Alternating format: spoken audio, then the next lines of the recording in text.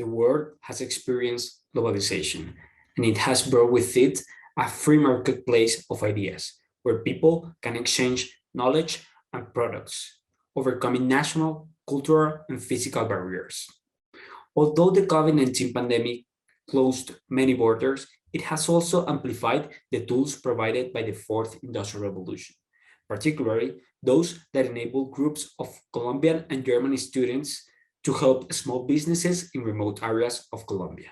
My name is Rafael Cabrera, and today I'll be presenting Sharing Knowledge, an opportunity to leverage entrepreneurship in disadvantaged communities for the ACBSP Student Showcase Competition. During this presentation, first, I'll explain the initiative. Second, I'll talk about the relevance and the positive impacts that it may bring. Third, I'll talk about the Colombian context. Fourth, I'll explain in more detail what we did in the second semester of 2020. Fifth, I'll talk about the lessons that we learned that may help future programs like this one. And finally, conclusions. This initiative is based on fulfilling the needs of people. The first step is that institutions form teams of students willing to help others. Students that can come from developed countries, but also students that come from developing countries such as Colombia. The second step is that local students find entrepreneurs that need help, that don't have access to the education that we have had. The third step is that each team analyzes the venture and creates an action plan. And the fourth is that all students work together to deliver results for the entrepreneurs. These programs are important because they benefit three main actors. First, the local students. Second, the international students. And third, the local entrepreneurs. For the local students, A, they get the opportunity to learn from the reality of their country. But B, they can put into practice everything they have been taught in their schools. That is, marketing, financial, organizational strategies. For international students, A, they get experience outside of the classroom, but B, they get to know completely new context from their own. The fact is, there are business models that exist in developed countries, but have not yet been applied in developing ones. When international students get involved with these businesses, they can spot opportunities to innovate. And third, the local entrepreneurs. They can receive contributions from the two previous actors. In order to better understand who are the people being helped by these programs, there are three key rates that I would like to show you.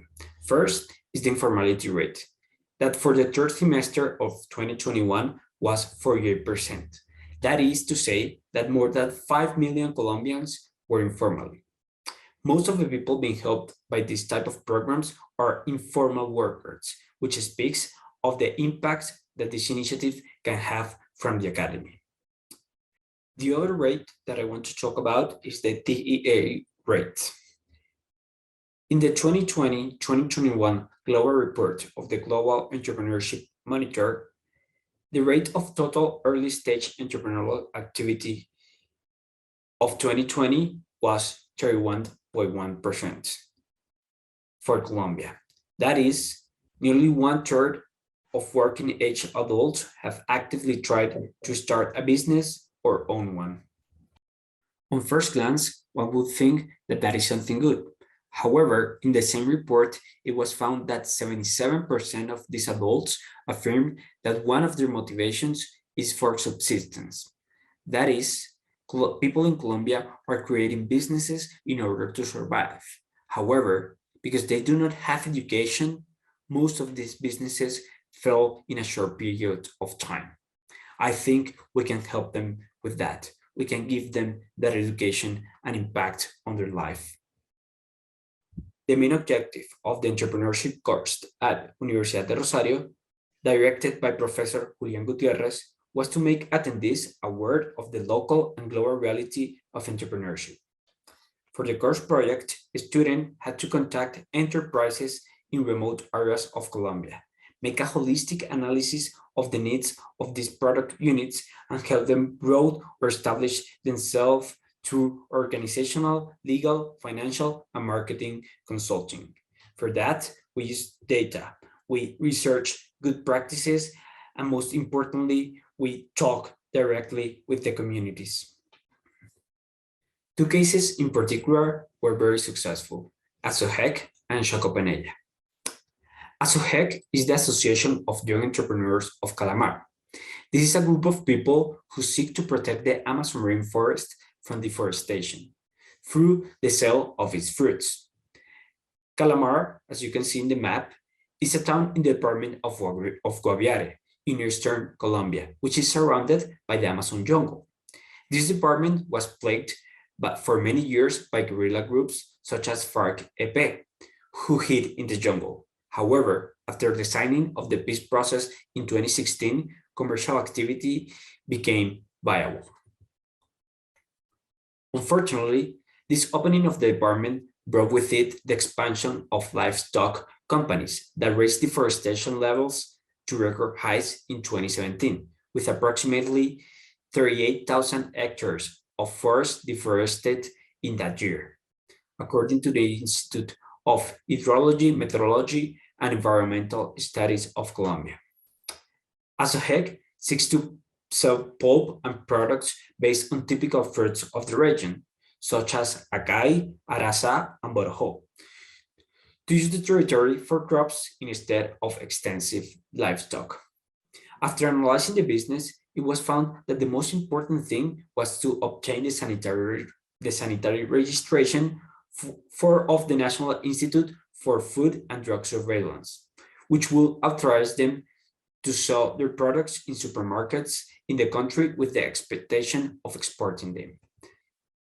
According to a census carried out by the Department of Statistics of Colombia in 2018, in the Guaviare, only 12% of the population had internet access, which is why communication was very difficult with entrepreneurs. However, the students devised new methods to help local entrepreneurs. That is, they made an information booklet with the detailed process that the business had to follow to obtain the INVIMA registrations. The other case of success is Chacopenella. This is a project in La Montañita, a municipality in the department of Caquetá in the Colombian Amazon. It is made up of victims of the conflict who seek to sell cocoa-based products. The group in charge of helping this venture was made up of 2 Colombian students from Universidad de Rosario and 3 students from Business School Berlin, 2 Germans and 1 Turkish. Communication between students was always through Zoom meetings, and with entrepreneurs, it was through phone calls or WhatsApp messages due to the poor internet signal in their area. The group of students contributed to the venture in 2 ways. The first was legal advice in order to obtain sanitary permits to sell their products in the country and potentially export. Due to language differences, the Colombian students were in charge of this task. The second form of help was the creation of a marketing campaign in the social network Instagram. This task was taken over by international students. This business is particularly important because the department of Caquetá is a region highly plagued by criminal gangs. And in many of the territories where cocoa is now grown, marijuana or coca was previously grown. Some farmers in this municipality saw illicit crops as a way to survive. However, the success of cocoa has shown that there are legal ways to earn a living. These cases leave 3 lessons for future programs, plans, or projects focused on connecting remote communities with the students around the world. The first is institutionalization. These type of projects can be much more used by students and entrepreneurs when they are carried out constantly. The creation of specialized areas for this within universities can generate an ecosystem of collective help with greater scope. The second is that these projects must be accompanied by strong marketing and relationship campaigns, both for students and entrepreneurs in these remote areas. In the case of university students, many people in the C generation look for ways to impact socially. Through campaigns by electronic means, such as Instagram, they can find out about these programs and contribute with their knowledge, even outside the classroom. Given that people in remote areas often do not have internet access or social networks, a good strategy is to ally with mayors of different municipalities or with local non-governmental organizations.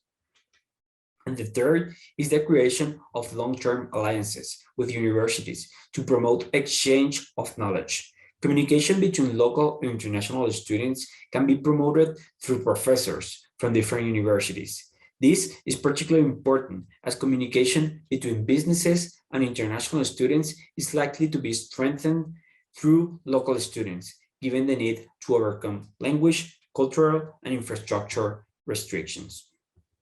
These programs bring many benefits from academics to social development. Without a doubt, one of the greatest positive effects is the synergy that is generated when the university, local and international students, and the communities work together.